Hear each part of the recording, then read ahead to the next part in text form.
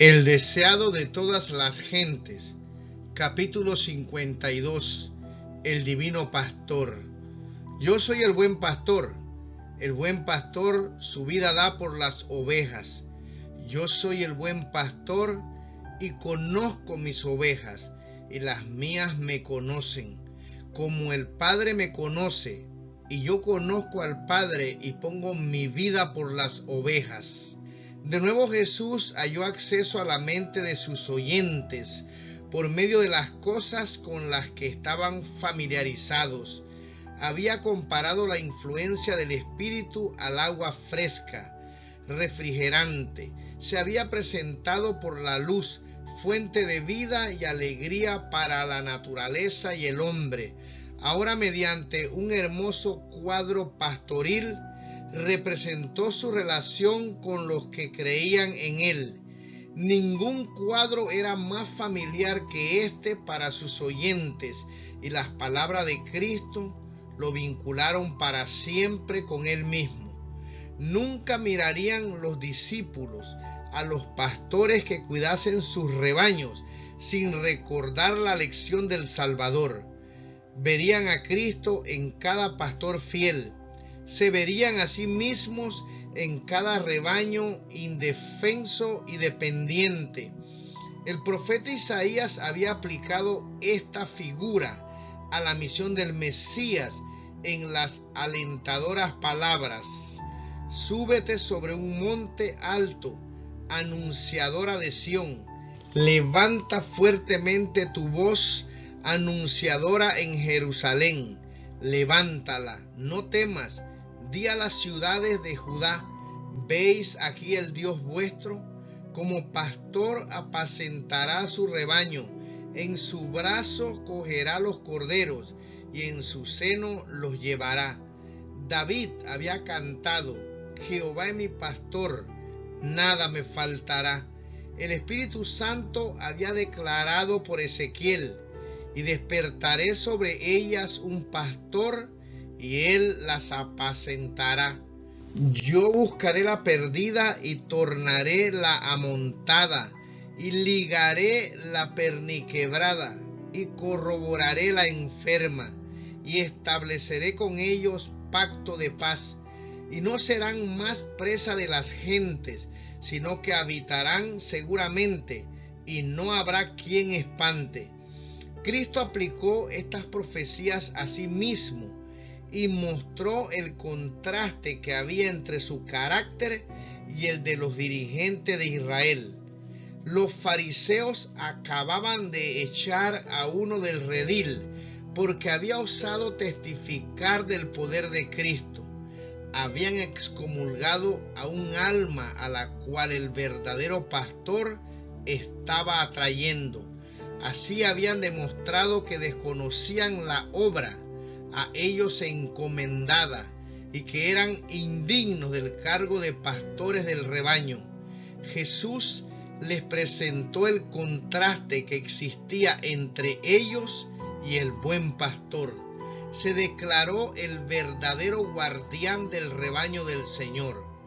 Antes de hacerlo, sin embargo, habló de sí mismo empleando otra figura. Dijo: el que no entra por la puerta en el corral de las ovejas, mas sube por otra parte, el tal es ladrón y robador. Mas el que entra por la puerta, el pastor de las ovejas es.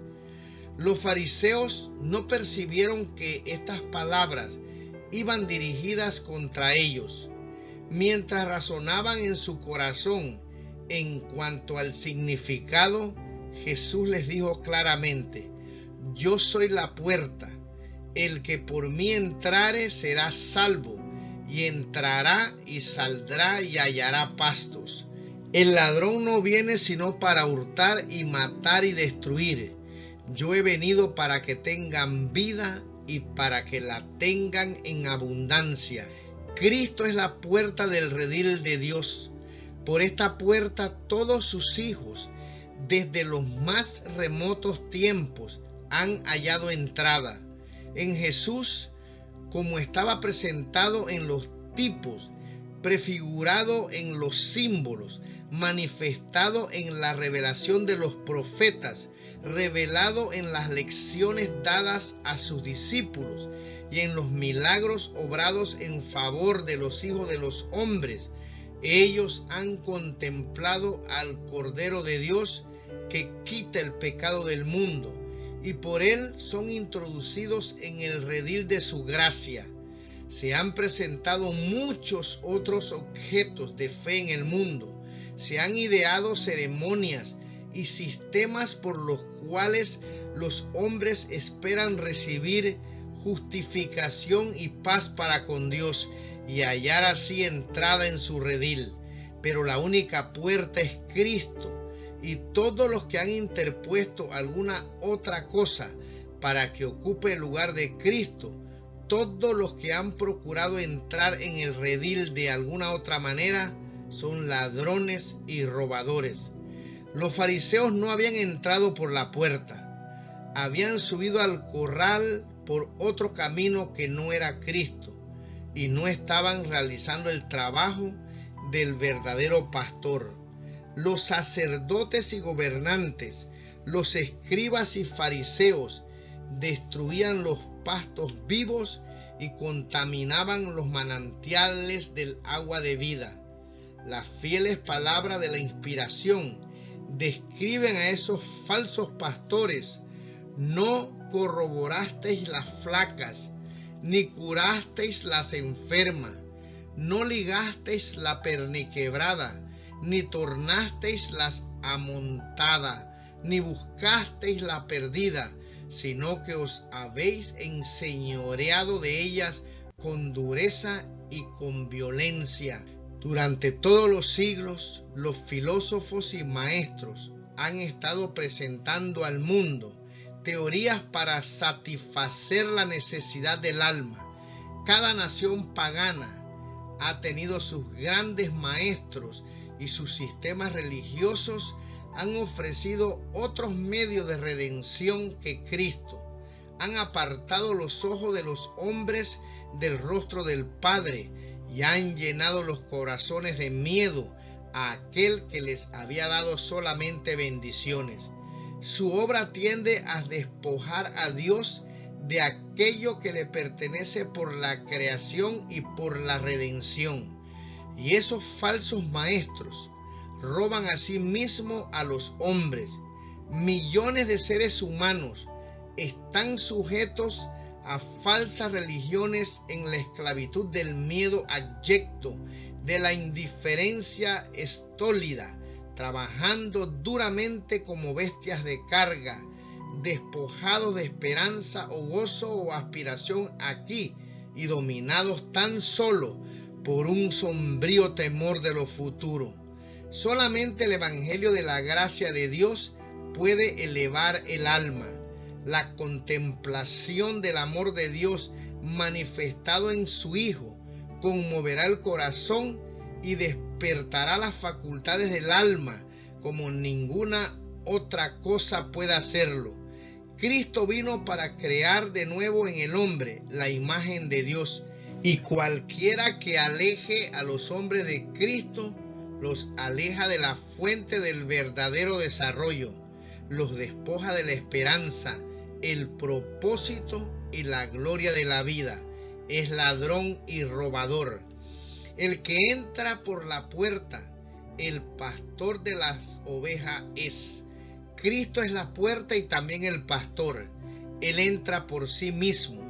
Es por su propio sacrificio como llega a ser pastor de las ovejas. A este abre el portero, y las ovejas oyen su voz, y a sus ovejas llama por nombre, y las saca. Y como ha sacado fuera todas las propias, va delante de ellas, y las ovejas le siguen, porque conocen su voz. De todas las criaturas, la oveja es una de las más tímidas e indefensas, y en el oriente el cuidado del pastor por su rebaño es incansable e incesante. Antiguamente como ahora había poca seguridad fuera de las ciudades amuralladas. los merodeadores de las tribus errantes o las bestias feroces que tenían sus guaridas entre las rocas, acechaban para saquear los rebaños. El pastor velaba por su rebaño, sabiendo que lo hacía con peligro de su propia vida. Jacob, que cuidaba los rebaños de Labán en los campos de Harán, dice describiendo su infatigable labor: de día me consumía el calor, y de noche la helada, y el sueño se huía de mis ojos. Y fue mientras cuidaba las ovejas de su padre, cuando el joven David, sin ayuda, hacía frente al león y al oso, arrebataba de entre sus colmillos el cordero robado.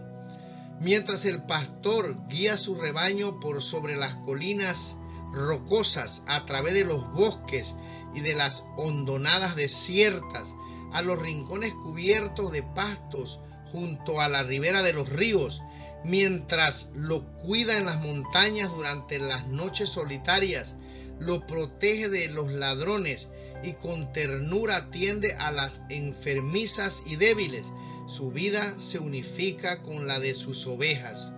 Un fuerte lazo de cariño lo une a los objetos de su cuidado.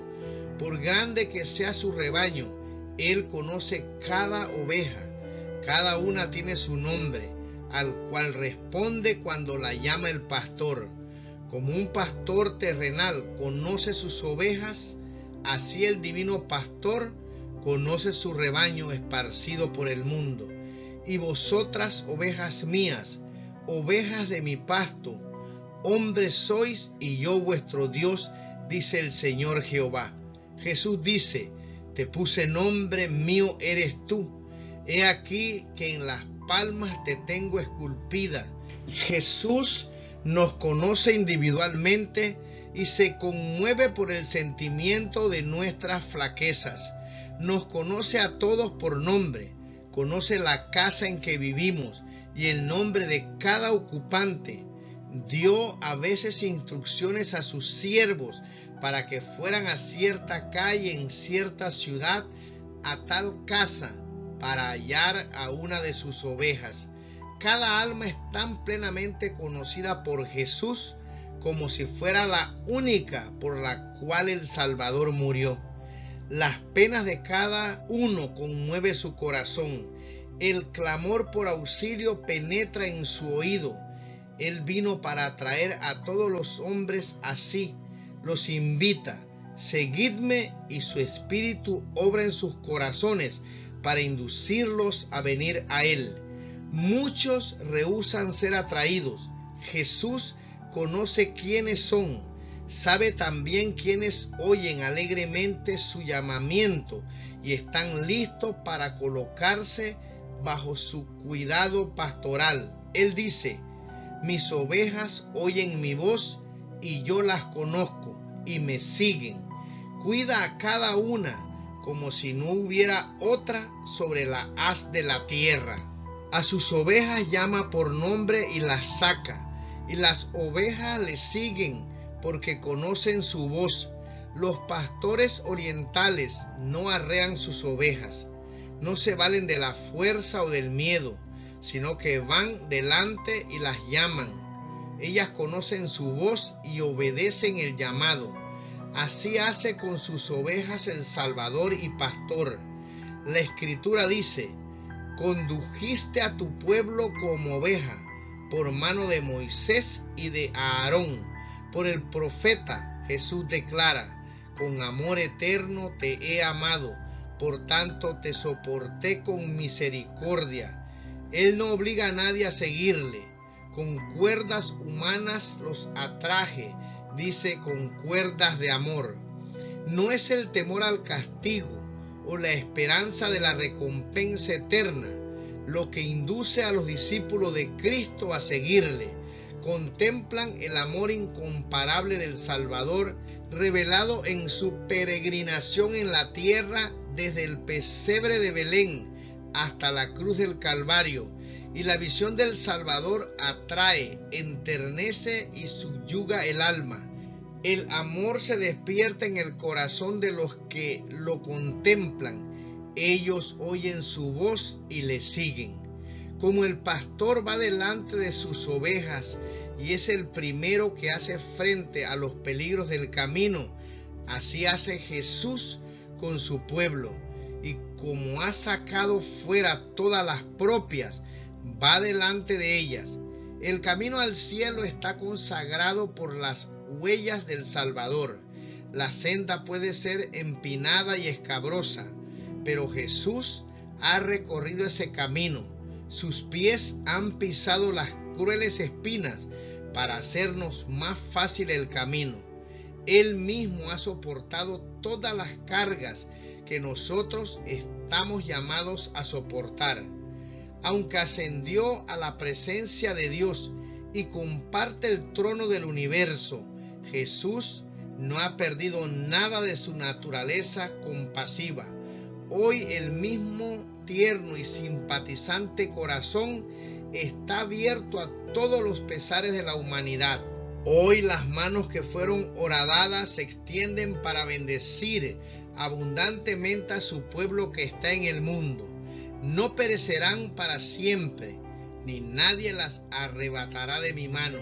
El alma que se ha entregado a Cristo es más preciosa a sus ojos que el mundo entero.